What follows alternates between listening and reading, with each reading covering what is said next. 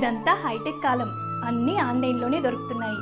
మరి మన ఇంట్లో జరిగే శుభకార్యానికి కావలసిన పూజా సామాగ్రి కోసం మీరింకా మార్కెట్కే వెళ్తున్నారా? అయితే www.epoojastore.comలో ఆర్డర్ చేయండి.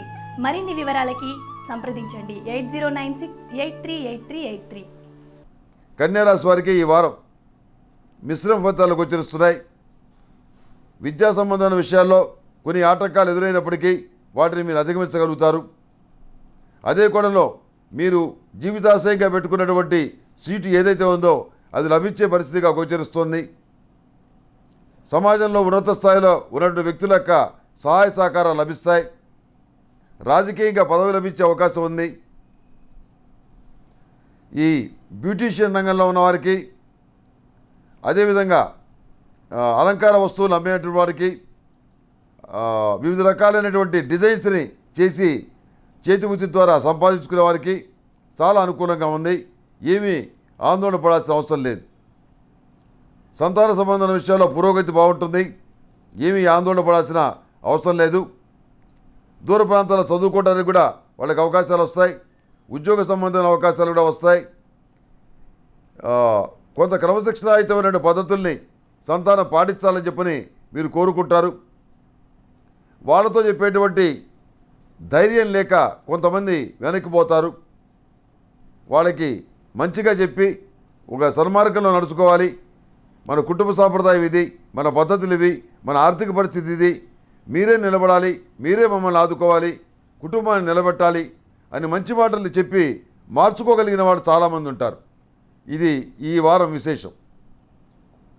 అదే కోణంలో బంధువుల దగ్గర నుంచి ఎలాంటి సహాయ సహకారాలు రాకపోవటం, మీరు అసలే ఆర్థికంగా ఇబ్బందుల్లో ఉంటే మిమ్మల్ని అప్పడగటం, మీరు ఇవ్వకపోతే ఉండి కూడా ఇవ్వలేకపోయాడని చెప్పని దుష్ప్రచారం చేయటం, పోయేటప్పుడు ఏమైనా కట్టుకుపోతారా, మేమైనా ఊరికి అడిగామా, అప్పుగానే కదా అడిగింది అని ఇట్లాంటి మాటలని కూడా మాట్లాడటం జరుగుతుంది.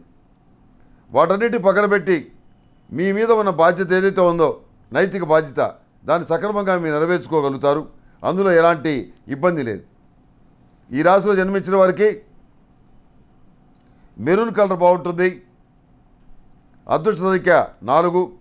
ఏదైనా పని మీద బయటికి వెళ్ళేటప్పుడు గురువారం కానీ శుక్రవారం నాడు కానీ బయలుదేరి వెళ్ళండి. సానుకూల ఫలితాలు సంప్రాప్తిస్తాయి. ఈ రాశిలో జన్మించిన వారికి ప్రతిరోజు ప్రతినిత్యం కూడాను అష్టమూలికా తైలంతో దీపారాధన చేయటం వల్ల మంచి ఫలితాలు సంప్రాప్తిస్తాయి.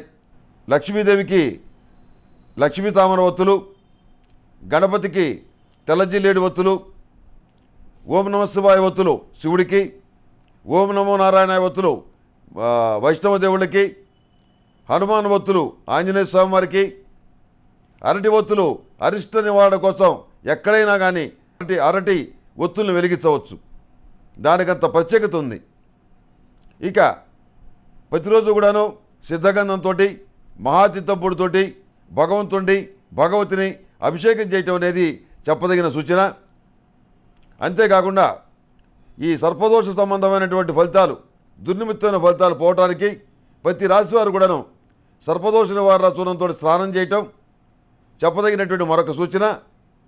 ఈ తెల్ల ఈశ్వరి వేరు కలిసేటువంటి సుమంగళి పసుపు చాలా విశిష్టమైంది. దీన్ని అమ్మవారికి అభిషేకం చేయడానికి ఉపయోగించండి. లింగార్చన చేయడానికి అభిషేకంలో ఉపయోగించండి. మంచి ఫలితాలు సంప్రాప్తిస్తాయి. మానసికమైనటువంటి సంతోషం కలుగుతుంది. కార్య విజయం లభించే అవకాశం గోచరిస్తుంది.